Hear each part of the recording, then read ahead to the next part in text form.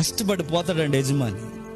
నీకు ఎండ తగలకూడదండి, నీకు వర్షం పడకూడదని, నువ్వు ఎండలో ఉండకూడదని, నువ్వు నీడ పుట్టిన బంగారు బొమ్మలా నువ్వు ఇంట్లో ఉండాలని నీ కొరకు కష్టపడడానికి పోతున్న వాడు ఆ కష్టాన్ని లోకుగా తీసుకుంటానని చెప్తున్నాను.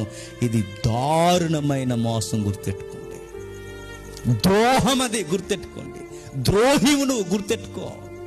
నిన్ను బాగా చూడనని వాడు బయటికి పోయి కష్టపడుతుంటే ఆ కష్టం టైంలో నువ్వు సమయాన్ని తీసుకొని ఆ కష్టాన్ని తింటూ ఇలాంటి పనులు చేస్తున్నా చెప్తున్నా. ద్రోహం ఇది. భర్త ప్రేమిస్తుంటే ఆ ప్రేమను లోకు కట్టింది, భర్త గౌరవిస్తుంటే ఆ గౌరవాన్ని లోకు కట్టింది, భర్త బంగారు బొమ్మలా చూస్తుంటే భర్తని పనికిరానుళ్ళ చేతగానుళ్ళ చూసింది.